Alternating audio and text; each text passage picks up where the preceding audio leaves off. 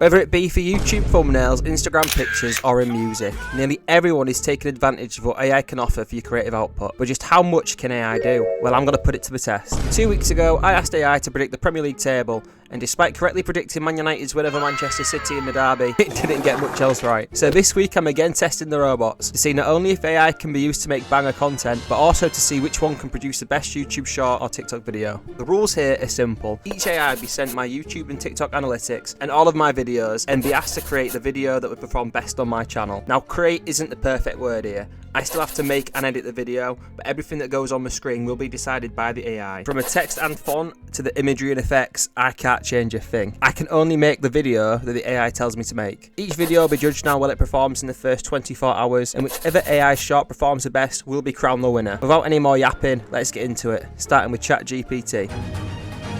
Here we go. ChatGPT got Monday's upload slot, which is arguably one of the best days to upload of the 4. With Monday Night Football and the weekend's games including bangers like Bournemouth beating Liverpool 3-2 and Arsenal getting beat 2-1 at home to Man United, ChatGPT wanted to make the most of this, with the idea of the short to be a recap of the weekend's games. Now this is where I need to introduce you to the first rule change I had to implement. If the AI does something stupid, I am allowed to ask them to correct themselves. As part of this short, ChatGPT wanted me to include a section about Tottenham's 2-2 draw with Burnley, which in all fairness was a banger game, and bad points dropped for both teams. But the reason ChatGPT highlighted this game was because it meant Tottenham's chance of a top 4 finish was now in trouble. You're a bit late to the party there, mate. So from now on, when something's a little bit silly, I'm going to ask them to have a rethink. But if they still want to stick with the idea, so be it. I'll put the final shot on screen for you now, but don't get your hopes up. Please don't get your hopes up. It's basically a slideshow with some copyright-free music in the background. My initial thoughts whilst making this with it is just a really boring watch. It's something that I'd probably just scroll past without even realising it was on the screen. There's nothing catchy about it, it's dull, it's boring, it's basically dry toast. I mean, sure, it's something, but it's missing everything that makes it good. Anyway, I asked ChatGPT for a send-off message to explain why they'll win, and ChatGPT said,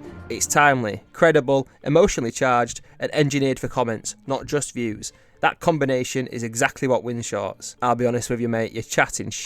But how well did the short do? We'll look at the results later in the video. Boring.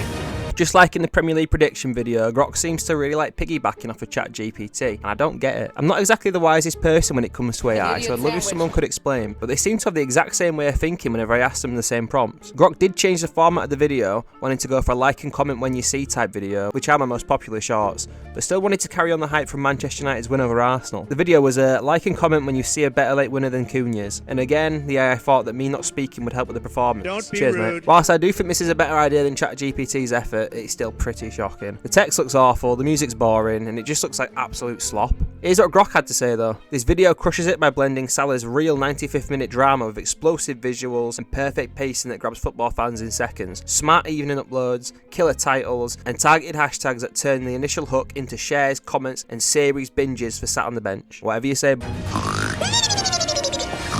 Gemini didn't want to take advantage of the Champions League games on Wednesday, but instead wanted to focus on the Etihad drama regarding Manchester City not getting a penalty after Farai Hallam didn't overturn his decision despite going to the monitor. But I'll just cut to the chase here, guys. It's another absolute stinker. 20 seconds of boring drama from 4 days ago, which is followed by a like and comment when you see a ref worse than Anthony Taylor. What does Anthony Taylor have to do with anything? Why are we just mashing up a news story with an Anthony Taylor hate piece? And not to beat a dead horse, but I'm not allowed to do a voiceover here again. Gemini prefers an AI voice, and at this point my feelings are actually being hurt, I can't lie. This is the part where YouTubers would normally be like, you want to hear the audio, check out the short, but just don't do it, don't waste your time. Anyway, here's what Gemini had to say about their chances in the competition. "I will win because I've combined a high-heat conspiracy hook with the internet's most reliable engagement fuel, referee tribalism. By using Anthony Taylor as a benchmark, I've guaranteed a self-sustaining comment war that will force the algorithm to push our video to every Big Six fan in the country." Whilst I agree that the theme, or should I say themes of the video, are far more engaging than the previous two, I think Gemini might be bigging themselves up a bit too much here.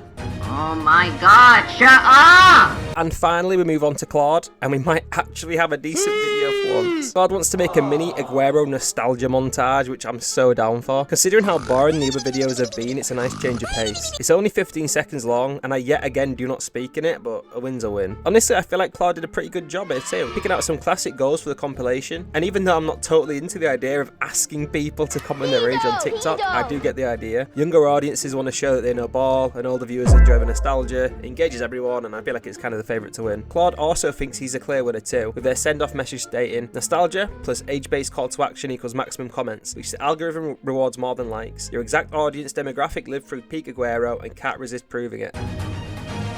This idea is really bad. Alright, so getting into the results of this ridiculous experiment, and bear in mind these figures were taken 24 hours after each post. ChatGPT's weekend recap video amassed an insane 1,500 views. It got 6 likes and gained 1 subscriber. And yes, those stats are combined between both YouTube and TikTok. And honestly, I'm glad it flopped. So whoever subscribed based off that short, raise your standards, brother. As for Grok, its video managed a crazy 480 views. However, it did also get 6 likes and 1 subscriber gained from it, which I think it technically did better than ChatGPT's. Even though it got a third of the views, it performed better per view. I mean, it's still a stinker and it deserved to stink, but it stunk a bit less. Gemini also managed 1,300 views and it did get 13 likes. It didn't gain any new subscribers. So despite performing better, it's still done terribly. And finally, Claude managed 1,400 views, got 18 likes, but also gained no subscribers. So with that, we have our results, and the winner of the competition is no one. I mean, every single shot flopped massively.